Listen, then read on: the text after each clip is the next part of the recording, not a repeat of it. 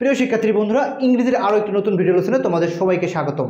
আজকে আমরা কথা বলবো, তোমরা যারা নবম দশম শ্রেণীর শিক্ষার্থী আছো তোমাদের মনে রাখবে যে ইংরেজি ফার্স্ট পেপারে, ইংলিশ ফার্স্ট পেপারে তোমাদের একটা কোশ্চেন আসবে, সেখান থেকে তোমাদেরকে অ্যান্সার করতে হবে স্টোরি থেকে, অথবা ড্রামা, অথবা যে কোনো ধরনের আমাদের উপন্যাস থাকতে পারে, সেখান থেকে আমাদের কোশ্চেন আসবে, সেখান থেকে তোমাদেরকে অ্যান্সার করতে হবে। ঠিক তারই অংশ বিশেষ দ্য মার্চেন্ট অফ ভ্যানিশ, এই পেলে থেকে তোমাদের বেশ কিছু কোশ্চেন পরীক্ষা আসতে পারে এবং এটা আসার সম্ভাবনা অনেক অনেক বেশি। সেজন্য আমরা চেষ্টা করব পুরো এই মার্চেন্ট অফ ভ্যানিশটাকে খুব সুন্দর করে, খুব সুন্দরভাবে, খুব সহজে একটু বোঝার চেষ্টা করবে এক্সপ্লেনেশন করে। আচ্ছা, তাহলে তোমরা যারা নবম দশম শ্রেণীর শিক্ষার্থী আছো, আশা করছি তোমরা এই ক্লাসটি পুরোটাই ফোকাস রাখবে এবং পুরো ক্লাসটা করার চেষ্টা করবে। দেখো, আমরা প্রথমত কথা বলি যে মূলত এই মার্চেন্ট অফ ভ্যানিশটা কি, এটা লেখককে। প্রথমত মনে রাখবে এই মার্চেন্ট অফ ভ্যানিশ এটি লিখেছিলেন উইলিয়াম শেক্সপিয়ারের লেখা। এটি আমরা কি বলতে পারি কমেডি ও ড্রামা অ্যান্ড ট্র্যাজেডি। ঠিক আছে, এটি একটা প্লে বলা যায়, একটু ফেমাস প্লে। এটি কি একটা ফেমাস প্লে বলছি আমরা, কিন্তু তারপর বলছি এখানে এটা ড্রামা অ্যান্ড ট্র্যাজেডি, কারণ এখানে ট্র্যাজেডিও আছে, পাশাপাশি এখানে অনেক কমেডিও আছে। সেজন্য আমরা একে এককভাবে যদি বলতে যাই তাহলে আমরা একে বলতে পারি কমেডি, ড্রামা অ্যান্ড ট্র্যাজেডি। পাশাপাশি এটা লেখা হয় মূলত 1596 থেকে 1599 এই সময়কালের মধ্যে। মূলত দ্য মার্চেন্ট অফ ভ্যানিশ এই প্লেটি লেখা হয়ে থাকে। তাহলে মূলত আমরা তিনটে ইনফরমেশন ইন করলাম এখানে, যে মার্চেন্ট অফ ভ্যানিশের লেখক হচ্ছেন উইলিয়াম শেক্সপিয়ার, এটি ফেমাস প্লে এবং এটি লেখা হয় 1596 থেকে 1599 এই সময়কালের মধ্যে। এবার আসো, আমরা তো দেখলাম পটভূমিটা, এবার আমরা এর ক্যারেক্টারগুলো নিয়ে একটু কথা বলবো। মনে রাখবে সবসময় একটি প্লে পড়তে গেলে বা একটি প্লেকে যদি তুমি অ্যানালাইসিস করতে যাও তাহলে অবশ্যই ওখানে যে ক্যারেক্টারগুলো থাকবে সেই ক্যারেক্টারগুলোকে তোমাকে ভালোভাবে অ্যানালাইসিস করতে হবে। তুমি যদি ক্যারেক্টারগুলোকে অ্যানালাইসিস করতে পারো তাহলে পুরো প্লেটা তুমি অনেক সুন্দরভাবে বুঝতে পারবে। তাহলে পুরো প্লেতে আমরা 4টা ক্যারেক্টার পেয়েছি, যে এছাড়াও আরও অনেকগুলো ক্যারেক্টার আছে, কিন্তু মূলত এই 4টা ক্যারেক্টারকে কেন্দ্র করে আমরা একটু বোঝানোর চেষ্টা করব খুব সহজে, যাতে তোমরা বুঝতে পারো। এছাড়াও তোমরা তো অবশ্যই টেক্সট পড়বে, টেক্সট পড়ে আরও ভালো বুঝতে পারবে, কিন্তু আমরা যাতে তুমি সহজে যাতে পুরো প্লেটা যাতে একটু মাথায় রাখতে পারো, সেজন্য আমরা মূলত এই ক্লাসটি রাখছি। খেয়াল করো, অ্যান্টোনিও, বাসনীয়, পোর্শিয়া অ্যান্ড শাইলক, এখানে 4টা ক্যারেক্টার আছে। এই 4টা ক্যারেক্টারের মধ্যে হিরো আছে, হিরোইন আছে, ভিলেন আছে। ঠিক আছে, সব কিছু এখানে মূলত এখানে সবাই আছে। তাহলে তাদেরকে আমরা একটু চেনার চেষ্টা করি। দেখো, প্রথমত Antonio. Antonio a wealthy merchant of Venice. Bassanio Antonio's close friend, অর্থাৎ কি অ্যান্টোনিও এবং বাসানীয় তারা উভয় ক্লোজ বন্ধু, তারা একে অপরের বন্ধু আর কি। হু সিক্স টু ম্যারি পোর্শিয়া, কিন্তু এই যে বাসানীয়র সাথে Portia wealthy and intelligent harass, অর্থাৎ কি সে খুবই বুদ্ধিমতী। তার বাসা কোথায়, বাসা বলতে গেলে সে কোথায় অধিবাসী, সে বেলমন্ট, BELMONT, সে বেলমন্ট নামক একটি জায়গার সে বসবাস করে থাকে। তাহলে এইটুকু তথ্য একটু মনে রাখবা, যে বাসানীয় সে পোর্শিয়াকে বিয়ে করতে চায়, এবং অ্যান্টোনিও এবং বাসানীয় তারা উভয় ক্লোজ ফ্রেন্ড, এবং বাসানীয় সে পোর্শিয়াকে বিয়ে করতে চায়। এবার দেখো, শাইলক কি এ জিউস মানিল্যান্ডার, ইনি মূলত ভিলেন ক্যারেক্টার এখানে। এই জিউস মানিল্যান্ডার, অর্থাৎ কি তিনি জাতিতে ইহুদি এবং তিনি একজন সুদের ব্যবসা করে থাকে মূলত। মানিল্যান্ডার অর্থাৎ কি অপর মানুষকে টাকা ধার দেয় এবং তার বিনিময়ে সেই টাকার বিনিময়ে বেশি টাকা সে আদায় করে থাকে। অনেক সময় দেখা যায় শাইলক সে মানুষকে 500 টাকা দিয়ে সে দেখা যাচ্ছে অনেকভাবে যদি তার সময়ের মধ্যে টাকা দিতে না পারে, তাহলে সেই টাকার বিনিময়ে তাদেরকে অনেক সময় জেলে যেতে হয়েছে। 500 টাকা আমি বললাম, এটা অন কাইন্ড অফ আমার নিজের ভাষায় বললাম, যদিও সেখানে ডুক্যাটস ইউজ করা হয়ে থাকে। দেখো, খেয়াল করো, তাহলে মূলত 4টা ক্যারেক্টার। দেখো, মনে রাখবা যে অ্যান্টোনিও বাসানীয়র ফ্রেন্ড, এবং বাসানীয় এবং পোর্শিয়া তারা উভয়কে ভালোবাসে। সেই জায়গা থেকে বাসানীয় পোর্শিয়াকে বিয়ে করতে চায়, এবং শাইলক সে একজন জিউস মানিল্যান্ডার। আচ্ছা, এবার এই নাটকটাতে 4টা প্লট আছে। কয়টা প্লট আছে? 4টা প্লট আছে, 4 প্লট। এই 4টা প্লটকে কেন্দ্র করে মূলত সেই নাটকটি তৈরি। এখন দেখো, পুরো গল্পটা শুরু থেকে শেষ পর্যন্ত আমরা একটু সামারাইজ করার চেষ্টা করি। প্রথমত অ্যান্টোনিও সে ভালো ব্যবসায়ী, এবং বাসানীয় সে অনেকটা লাক্সারিয়াস লাইফ যাপন করতে চায়। সে তার আয়ের থেকে ব্যয় বেশি, অর্থাৎ কি সে সবসময় চায় সুন্দর একটি জীবনযাপন করতে, সে আয়ের থেকে তার ব্যয়টা বেশি হয়ে থাকে। এবং পোর্শিয়া সে বেলমন্টে বসবাস করে, এবং সে অনেক ধনী এবং সম্ভ্রান্ত, এবং সে অনেক বুদ্ধিমতী। অন্যদিকে শাইলক সে সুদের ব্যবসা করে থাকে। এবার এই অ্যান্টোনিও এবং বাসানিও এবং পোর্সিয়া, এখানে বাসানিও পোর্সিয়াকে সে বিয়ে করতে চায় বা পোর্সিয়ার সাথে সে দেখা করতে যেতে চায়, পোর্সিয়ার সাথে বাসানিও হচ্ছে দেখা করতে যেতে চায়, কিন্তু বাসানিওর কাছে কোনো টাকা নাই। সেজন্য সে কী করছে, সে তার বন্ধু অ্যান্টোনিওর কাছে টাকা ধার চায়। যেহেতু তার বন্ধু অনেক ধনী মানুষ, ধনী ব্যক্তিত্ব, সেজন্য সে তার বন্ধুর কাছে সে টাকা ধার চায়।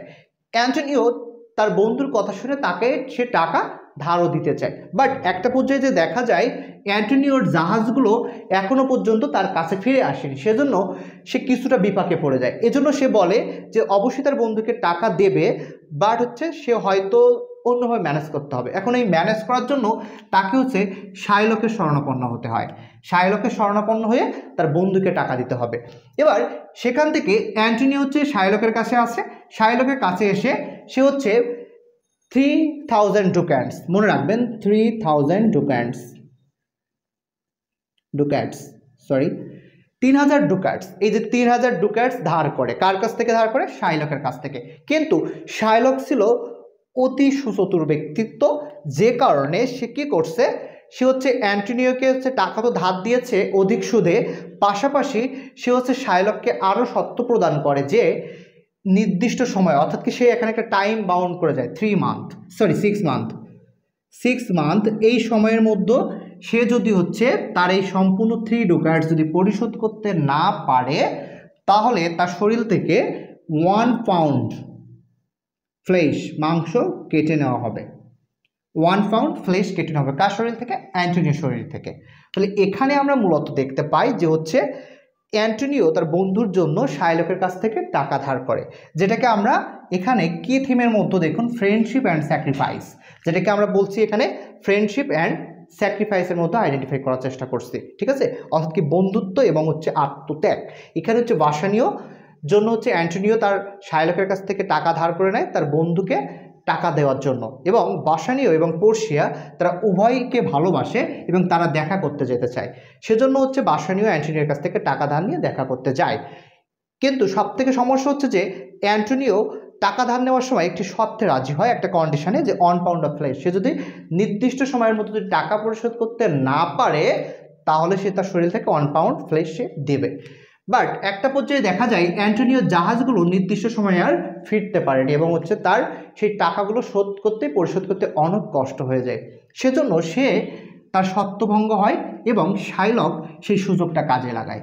সে হচ্ছে অ্যান্টোনিওকে বিচারের কাঠগড়ায় দাঁড় করায় এবং সেখানে পোর্সিয়া হাজির হয়, সেখানে হচ্ছে সেই বিচার কেন্দ্রে পোর্সিয়া হাজির হয়, যে অ্যান্টোনিওর বিচারে পোর্সিয়াও সেখানে যায় এবং পোর্সিয়া সেখানে যে অ্যান্টোনিওর পক্ষে যুক্তি উপস্থাপন করে যে